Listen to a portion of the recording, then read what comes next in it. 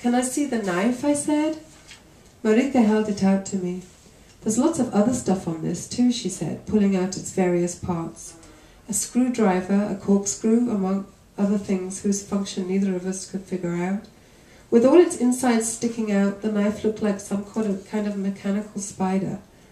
"Come on," said Marika. "Give me your hand. It's just a prick, nothing to be scared of. It'll make you stronger." I held out my hand and Marika took up hold of the thumb and put the knife to it. I flinched, pulling back. "What are you doing?" said Marika. "You've got to keep still." I bit my lip and held out my hand again. "Ready?" said Marika. I nodded and squeezed my eyes shut. With the knife, Marika cut a notch in the fleshy part of my thumb and then one in her own. She took my thumb and put it in her mouth. "Do this," she said. I took hers and with quivering tongues we lapped each other's blood. Somewhere down the riverbed a creature yowled, making me jump. I squeezed my eyes shut again. After a moment, Marika said, "Are you crying?" I clenched my jaw and pretended not to hear. The cut hurt in the same way as a paper cut in the thin skin between the fingers hurt, a sharp stinging pain that afterwards throbbed. "Your blood tastes like vinegar," I said. "Yours is like metal." "How do you know?" "I've tasted it. It's like the top bar of the pens in the shearing shed. The top bar on a hot day. Try it, you'll see." The thought of licking those stinking, dirt-encrusted bars made me feel sick. I wrinkled my nose. "Now we have to stick by each other through thick and thin," said Marika. I have to always come first to you, and you for me. Forever." Our bloods all swirled together now. We're sort of the same person in a way. Marika took my hand and turned the thumb over so she could see the line where the knife had nicked the skin. This knowledge of our new oneness trickled through me, filling me with a sense of bravado. "Did it hurt when you cut yourself?" I asked. "Yeah, a little bit it did, but that's half the point. Anyway, it doesn't hurt anymore. Is yours still sore?" My thumb throbbed. "It's beating like a heart," I said. "That's good," said Marika. Have I got enough time? Do you have a little bit? When I got home that night, Sifa was sitting on the top step, his arm around Joki, his bike behind him leaning against the side of the house. He looked up when I walked towards the house. "Why are you always out there, Lily Miss?" he said. "Why do you not play with us anymore?" I stopped in front of the step. "I do play with you," I said. Sifa shook his head and rubbed Joki's back. "No, you don't. You are always away." I stroked the wound on my thumb where the knife had gone in, pulling at the loose flap of skin. Marika and I were blood sisters now. We had secrets, bonds, commitments. "I'm sorry," I said. "I'll make it up to you." Sifo didn't answer and I went into the house. Dad was in his chair in the lounge with the radio in his lap, twiddling the dials and waving it around until he managed to pick up Springbok radio, the reception crackling and weak but more or less audible. Something important about Rhodesia was being announced, and Dad put a finger to his lips to quiet me. Every time I heard the name Rhodesia, I always pictured a flower, a Rhodesia flower, yellow and big-petaled.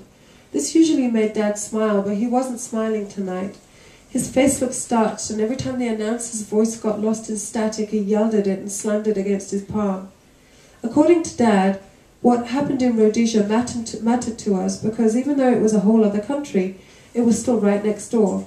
And now, after years and years of fighting, it was about to give itself back to the Africans. "It's not technically called Rhodesia anymore at all," he said, waving the radio over his head. "Zimbabwe Rhodesia, it's been since November. The Zimbabwe Rhodesia flower, Lilput, and it's wilting. Just you watch. The old country's petals are being torn off one by one, dropped to the ground and stomped on." I thought Dad was overreacting. Zimbabwe Rhodesia might be right next door, but right next door in Africa had a whole different meaning to what it had in England. The Zimbabwe Rhodesia flower was still far, far away from us. I had seen it on a map. Everything was far, far away from us, even Clipfly, which was down the road. It was impossible that anything that far off could possibly affect us on our little half-built farm in the middle of nowhere, surrounded by nothing but whispering grass and animals and sky. When Dad lost reception completely, he threw the radio on the chair arm and shambled into the kitchen. "Bad news over there," he said to Mum, who had dismissed goodnight and was rearranging the food cupboard, putting everything in neat rows. "I can feel it in my bones." "Oh, you feel everything in your bones," said Mum, half listening. "What can you do anyway?" For God's sake, would you stop all that, said Dad, gesturing to the food jars of food jumbled on the counter. It's Goodnight's job. If you're going to do all her work for her... All her work? Honestly, John, said Mum, shaking her head.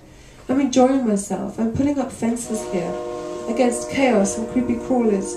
If we're helpless against the big things, we can jolly well put up arms against the little ones. When Mum had finished with the plastic containers, she poured drinks and came into the lounge.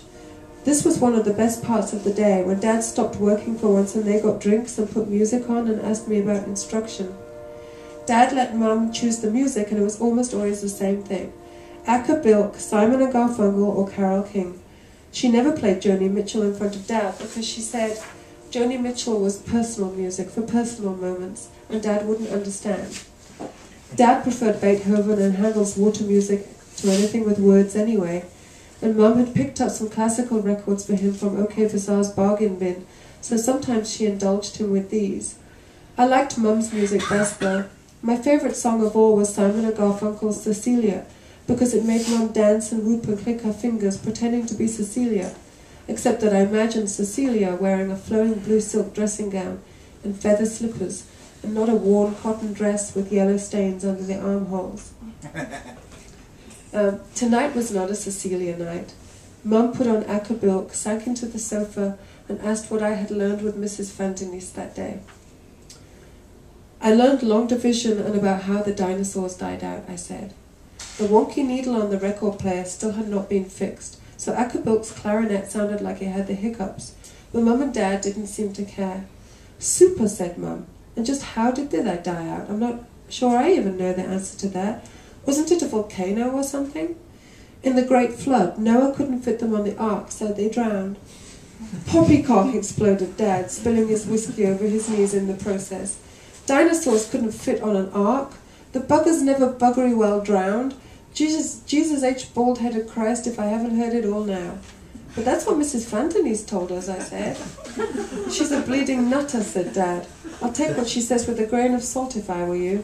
Not even a grain. Not the long division, mind, but the Jesus stuff. Mum was furious. How dare you, she said to Dad. How dare you tell her to ignore her teacher when you're the one who insisted she go to her in the first place? She should be listening and learning, not poo-pooing everything. Come on, Jeanie, said Dad. I told her to listen to the long division. It's the flat earthers stuff I can't be doing with. Oh, flat earth, my socks, said Mum. If you want to teach her how the world was made, then do it yourself. I'm just saying... No, John, you're not just saying anything. You're kicking up a fuss is what you're doing. Dad blew into his hands and rolled his eyes. All right, I surrender, he said. You win, no more jokes. I don't think you were joking. I wasn't, but still. I sat on the couch with my hands on my knees and waited for them to stop. It was like this a lot lately, Mum and Dad bickering over little things. I had learned to tune them out when they started, knowing that in the end one of them would start laughing and whatever little thing they were arguing over would be forgotten for the time being. And I totally lost track of time. Do I have another 5 minutes? Oh. The clock is blocked by an M. Go for it. It's okay. 25 to 9. Maybe like a minute or two. Okay. All right. The next morning, feeling bad about Sifo, I got up extra early and knocked on the pantry bedroom door. Are you coming out then, Sifo? I said. I heard Goodnight talking and Sifo saying, "Ew, Mama, you." When he came out, he was fully dressed in his school uniform, shoeless as usual, my Snoopy belt knotted rather than buckled around his waist, the plain end mangled and chewed looking, his black comb sticking out of his shirt pocket. Jokey wriggled and whined with pleasure when she saw Sifo. He went to get his bike and we walked behind the farm, Jokey staying close by Sifo's side. Since I had been spending most of my time at Marika's, a fierce bond had magicked itself between the skinny black boy and the strange misshapen dog that at once entranced and enraged me. "Don't forget, Sifo," I said. "Jokey's my dog, not yours." Sifo laughed, causing Jokey's ears to prick up, her tail to whir. He said, "I dreamed this dog, and she came." "What do you mean you dreamed her?" I snapped. "That doesn't make any sense." Sifo ignored me. Okay, I'm going to try and pronounce Kosa now. "Dia kutadu, Jokey," he told the dog softly. India Kutadu. He turned to me and said, "That means I love you in my language." "Joki doesn't understand Kosa," I said. "She's an English-speaking dog, and you didn't dream her, that's not true. She just came, and I rescued her." Sifo laughed again. "She is nothing speaking, it is just sounds, isn't it?" Holding his bike with one hand, he bent down and burrowed his face in her wiry neck fur, breathing her in. His grin when he took it out was so huge and pure, the dimples so deep, it seemed his face might split in two. "Fine," I shrugged. "Think what you like, I'm going home." I turned and walked back to the house, furious. Neither Sifo nor Joki bothered to follow me. Okay. Thank you.